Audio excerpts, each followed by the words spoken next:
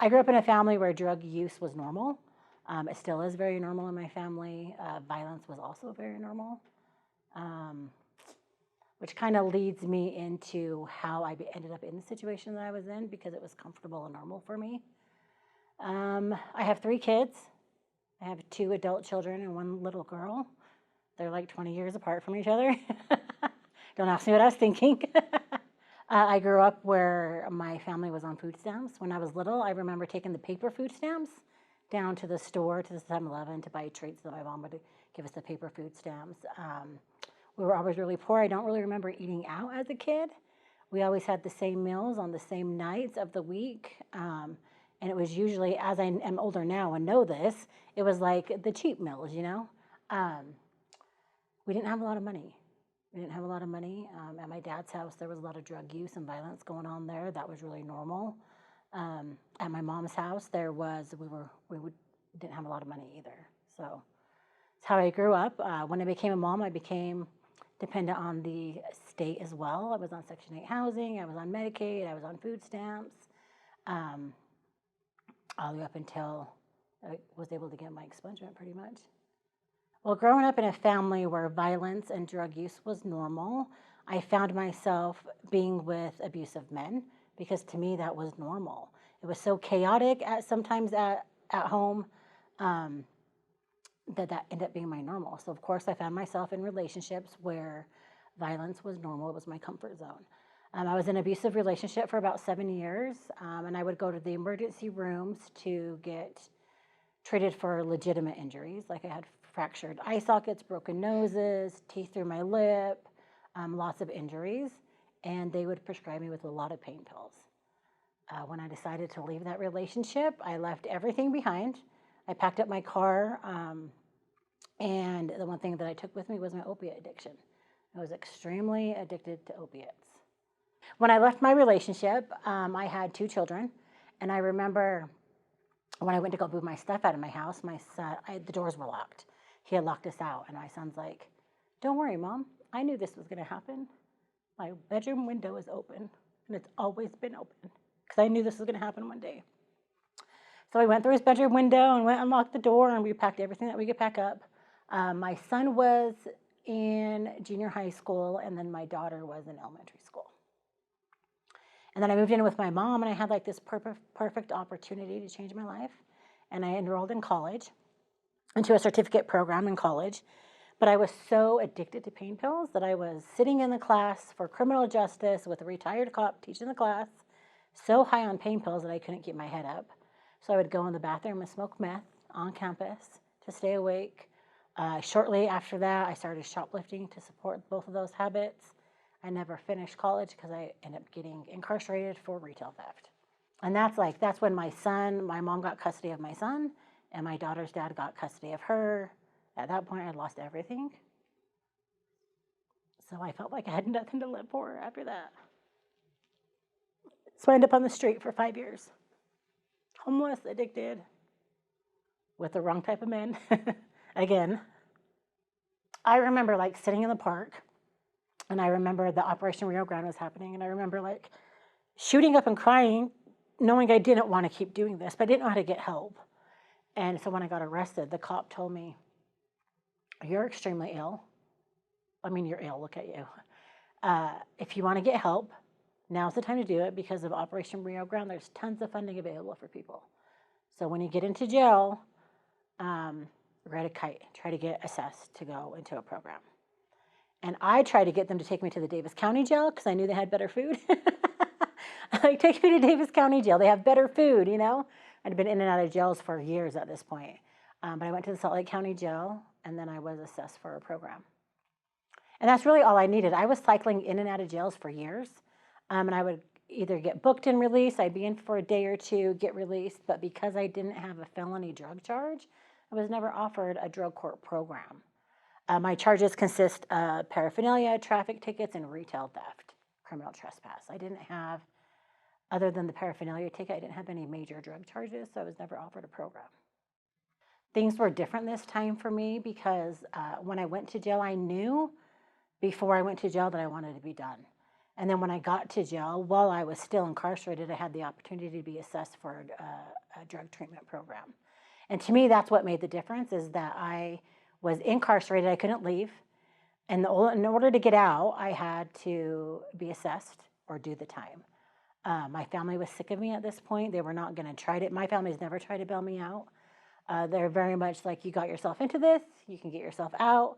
However, we'll put money on your books so you can eat, and we'll come visit you, but that's about it. So when I got assessed for Odyssey House, as you're waiting in the line of people that was being assessed, they're telling everybody, saying, just say you have an address. Give them an address and you'll be able to get out. And I thought about doing that. And I thought, no, I really need this help. I want this help. And so I decided to tell them the truth, that I was homeless and I didn't have an address to go to. I mean, I could have used my dad's address, where there was lots of drug use going on. I could have used my mom's address, but I decided not to, and decided to go into Odyssey House. This time I had been in jail long enough to where the fog lifted from my brain a little bit. I was content being there. I wasn't trying to get out. I was getting commissary. I knew I didn't want to get out and go use again. Every other time I knew I was going to get out and I was going to hit the store, steal some stuff, and go to North Temple. That was my plan each and every time. And this time it was different.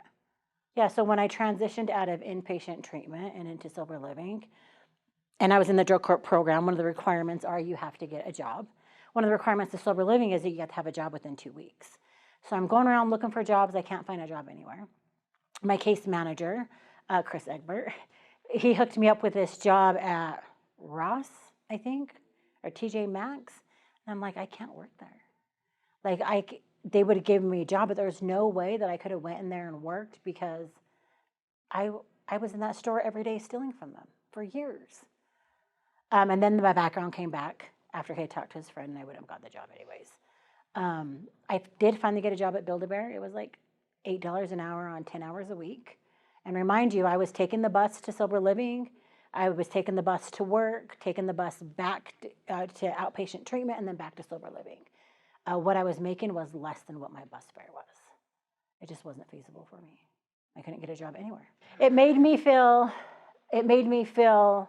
worthless. It made me feel like all the work that I put in was for nothing, because I sat in treatment and worked on myself for so long, and then I get out and I'm trying to do the right thing, and I can't even get a job. I can't even get a full-time job.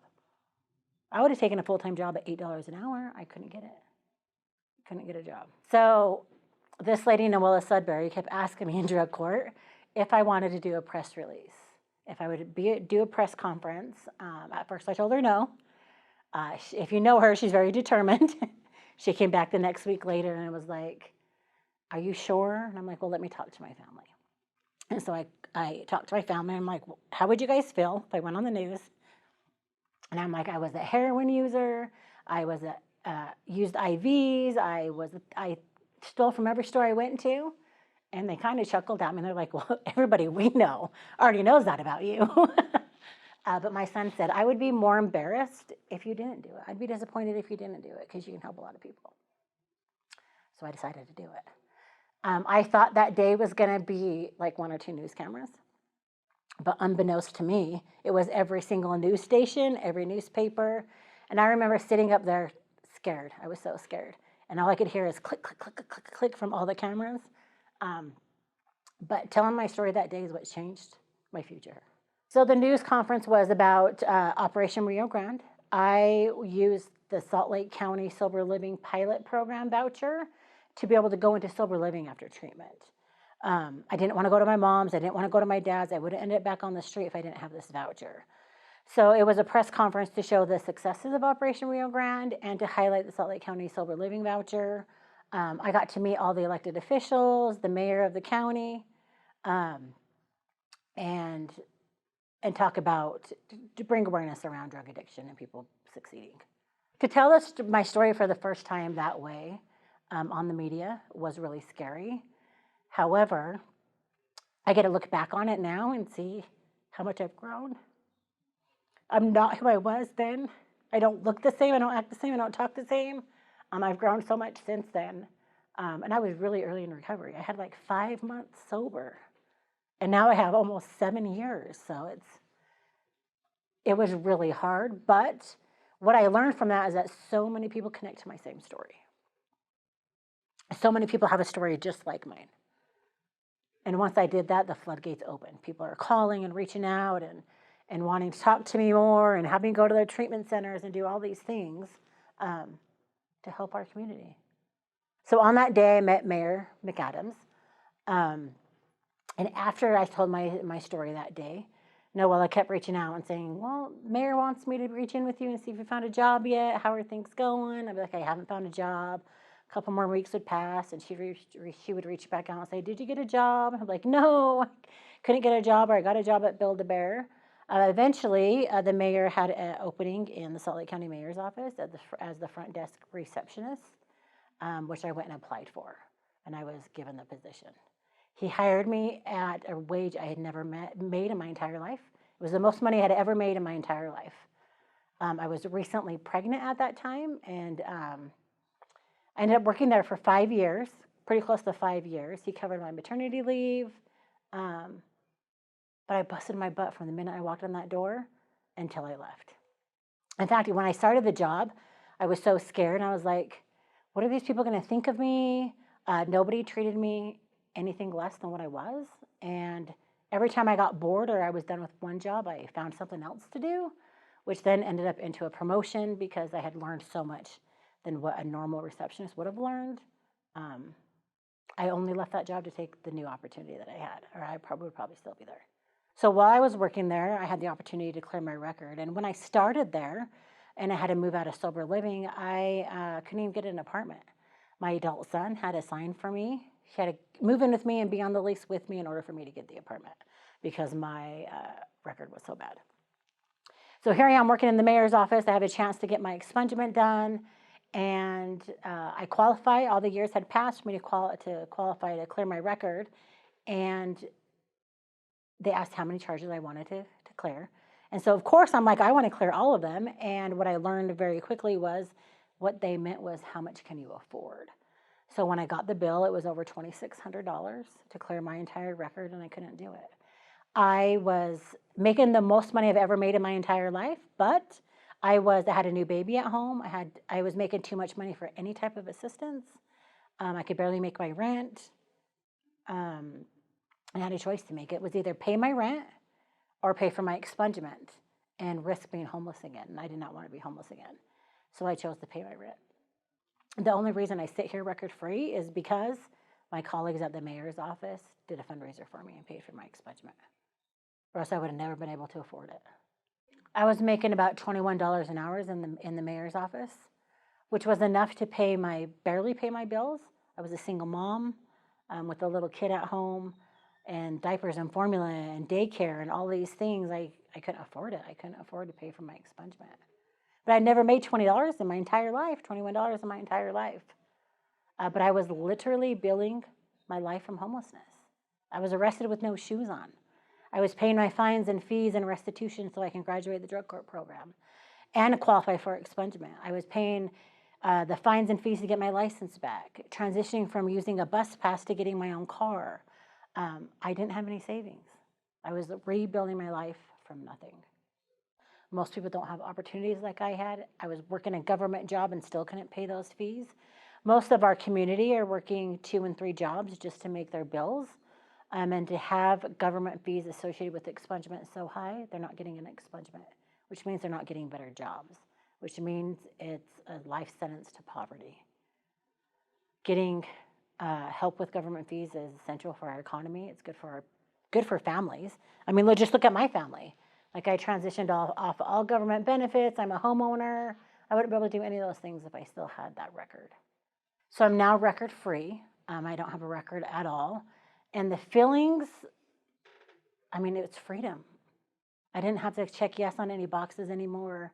I didn't have to, nobody would know if I didn't tell them that I had a record. I do tell everybody that I had a record, but that's just because of the line of work that I'm in. But it's so, you just feel so free, so free. Yeah, so I was sitting on a board, the Clean Slate Utah board, while I was working in the mayor's office. And when the position opened up to become the executive director or to apply for the executive director, I applied for that position. But I knew before that this is the line of work that I wanted to do. The whole time that I was working in the mayor's office, I was advocating for different laws, advocating out in our community, telling my story anywhere and everywhere I could. And that lit a fire under my butt like nothing else. So I knew I loved my job at the mayor's office, but it's not what I wanted to do because I enjoy doing all this other stuff. So when the position came open to be the executive director of Clean Slate, Utah, I applied for it, and then I was selected to get the job. I never thought I would be executive director of anything. I always knew I was bossy, but I would never think in my wildest dreams I'd be able to live the life I live today. I knew when I was high and homeless that I didn't want to be there, and I knew there was something better for me, but I had no idea that my life could be this good. So raising my oldest two kids, I was on housing and food stamps and Medicaid. We didn't have a lot of money. I remember having like $11 between paychecks with my younger two. Fast forward to my daughter now, like I am financially stable. We don't have any Medicaid, food stamps. I'm a homeowner.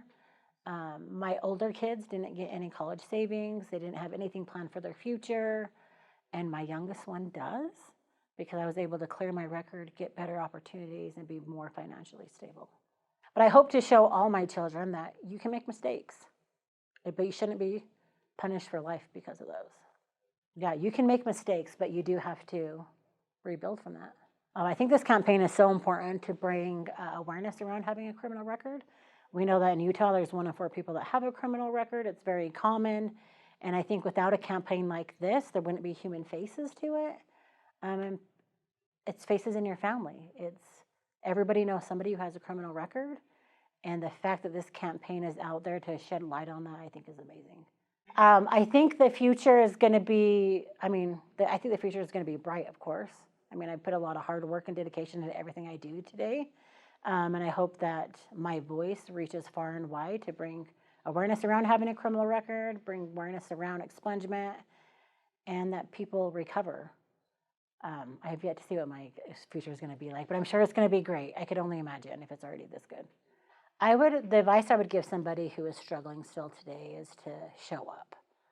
None of the opportunities that I have today would have happened if I didn't show up. I might have been scared, I might have been frightened, I might not have wanted to do it, but as I showed up, and because of that, opportunities came my way. I would say at first, if you're early and struggling, you show up for yourself. You show up and you get to your pillow every night and you do it again. Show up. I think when you show up for yourself, you show up for your family and you show up for your community at the same time. Advocate for yourself. I think the major people or influencers in my life would be my family.